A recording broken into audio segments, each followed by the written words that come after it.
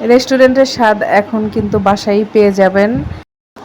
আর এটা কিন্তু বাসায় আমরা ঘরোয়াভাবে যে যা কিছু থাকে এগুলো দিয়েই বানাইতে পারি, বাহিরের রেস্টুরেন্টে না গিয়ে। আর রেস্টুরেন্টের যা খাওয়ার ওটার হচ্ছে মজা অন্যরকম, আর বাসায় তৈরি করে খাওয়ার মজা অন্যরকম। কারণ বাসাটা সবসময় পরিষ্কার হয়, নিজে হাতে বানানোর সেটা টেস্টটাই অন্যরকম থাকে। আর রেস্টুরেন্টেরটা আসলে আমরা মজা করে খাই ঠিকই, কিন্তু ভিতরে কিন্তু একটা অনীহা কাজ করে যে কেমন কী পরিবেশে ওনারা বানাচ্ছে বা কী পরিবেশে তৈরি করে দিচ্ছে। তো সব কিছু মিলে আমার কাছে একটু অনীহা লাগে যে কেমন বা কীভাবে কী দিয়ে, মানে একটা নিজের কাছে একটা মানে ঘৃণা চলে আসে। তো যাই হোক, আমাদের হচ্ছে বাসায় যে যা থাকে সেগুলো দিয়ে আমি এটা ওটা মাঝে মাঝে বানাই, আর সেটাই আপনাদের সাথে শেয়ার করি। তো আলু আর মুরগির মাংসটাই হচ্ছে সিদ্ধ বসায় দিছি হালকা পরিমাণ মতো হলুদ লবণ দিয়ে। আর এটা ভালোভাবে সিদ্ধ করে নিতে হবে। সিদ্ধ করার পরে এই মাংসটা হাত দিয়ে ছাড়াই নিতে হবে।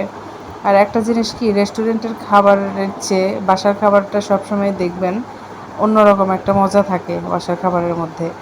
আর কিপটা জামাই তো আমার আছেই, কিপটা জামাই কিন্তু রেস্টুরেন্টে সহজে নিতে চায় না।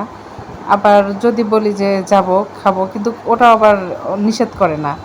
কিন্তু বেশি আগে যেমন ফ্যামিলির জনসংখ্যা যখন কম ছিল তখন খুব বেশি রেস্টুরেন্টেই খাইতাম, সপ্তাহে 2 দিন 3 দিন। কিন্তু এখন ফ্যামিলি বড় হয়ে গেছে বা একটু আমাদেরও বয়স বেড়ে গেছে, তার জন্য আমরা রেস্টুরেন্টে একটু কম খাই এখন। আগে প্রচুর খাইছি, আগে তখন হয়তো বা ভিডিও বানাই নেই বা ভিডিও কখনো তৈরি করা হয় নাই, কিন্তু একসময় অনেক খাইছি। আর পোলাপান নিয়ে আমার কাছে বাইরে যাওয়াতে খুব বিরক্ত লাগে। আর মাংসগুলো কিন্তু আমি ছাড়াই নিচ্ছি, আর এদিকে সব কাটা পরিমাণ মতো যেগুলো আসছিলো কাটা সব কিন্তু চুলার মধ্যে দিয়ে দিলাম। আর এগুলো হচ্ছে তেল দিয়ে হালকা পরিমাণ ভেজে নিতে হবে। আমার কড়াইটা দেখে হয়তো বা অনেকে বলতেছেন যে কড়াইটা কি কালো ব্যবহার করে অমনি, কিন্তু বিশ্বাস করবেন না, আমার এই কড়াইটা কিন্তু খুবই পছন্দের একটা কড়াই। আর এটাতে রান্না করে আমি যে মজাটা পাই অন্য কোনো কড়াইয়ে সে মজাটা পাই না। কড়াই কিন্তু আরও আছে, তারপরে এই কড়াইটা আমি সহজে ধুই না, কারণ এটা রান্না করার একটা অন্যরকম মজা, লাড়াচাড়াতে সব কিছু সব দিক দিয়েই। তো আমার হচ্ছে এই তো হালকা পরিমাণ ভেজে নেওয়া হয়েছে। আর আমি কিন্তু ভাজতেছি না, আমি জাস্ট মোবাইলটা ধরে আছি, আর এদিকে কিন্তু মিম সব করতেছে। আবার ভুল বুঝবেন যে আমিই সব করতেছে, আমি কিন্তু সব মানে ওরকম খালি কেটে কুটে দিছি, মিম সব করতেছে।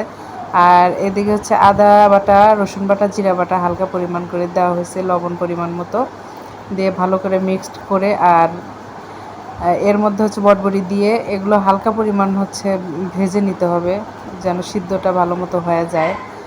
আর এগুলো কিন্তু মানে খালি মুখে খাইতেও কিন্তু অনেক টেস্ট, অনেক মজা লাগে, কারণ এটা ভাত দিয়েও খাওয়া যাবে। আর এদিকে আমি হচ্ছে ডিশের মধ্যে না নিয়ে, বোলের মধ্যে না নিয়ে, আমি হচ্ছে প্লেটের মধ্যে নিয়ে আটা মাখাইতেছি। আর এদিকে কিন্তু হালকা পরিমাণ সিদ্ধ হয়ে গেছে।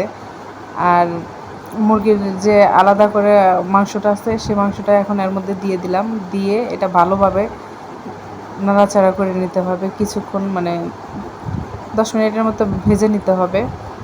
ভেজে নিয়ে তারপরে হচ্ছে আপনার এটা পুর কমপ্লিট হবে। আর এর মধ্যে কিন্তু সয়া সস দেওয়া হয়েছে 3 চামচের মতো।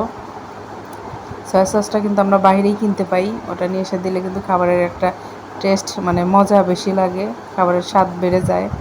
তো এখানে 3 চামচ পরিমাণ মতো দেওয়া হইলো। আর আপনাদের বাসায় না থাকলে অবশ্যই কিনে নিয়ে এসে এটা ব্যবহার করবেন। আর এটা দিলে কিন্তু অনেক মজা লাগে খাবার, নুডলসেও দিতে পারবেন।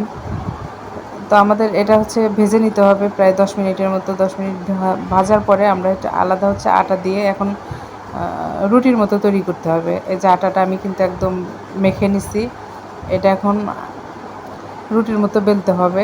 বেলে তারপরে এই পুরগুলো ওর মধ্যে দিতে হবে। আর আমি কিন্তু অলরেডি রুটি বানানো শুরু করে দিছি, এই যে মানে ছোট পরিমাণ, ছোট আকারের, কারণ এটার মধ্যে জাস্ট মোমোর সাইজটা যেন হয় ওই সাইজটা বুঝে। আর এদিকে হচ্ছে আমি রুটির মতো বেলে দিতেছি, আর মিম হচ্ছে এই পুরগুলোর মধ্যে দিয়ে ওই যে বানাইতেছে। তো আসলে এটা কিন্তু অনেক মজা ছিল, বিশ্বাস করবেন না, বুঝাইতে পারবো না কত পরিমাণ মজা লাগছে আমাদের কাছে, খুবই মজা লাগছে। আর মিম তো মানে বানাবে না, বলতেছে আম্মু তুমি বানাও, আমার হাত কালো দেখা যাচ্ছে, মানে ওর কাছেই লাগতেছে। তো বলছে যে কী হয়েছে, কালো কি মানুষ না? যাই হোক, এই তো আমাদের মোমো এখন হয়ে গেছে। সিদ্ধটা কিভাবে করা লাগে অবশ্যই দেখাই দিছি, ওইভাবে ফলো করবেন।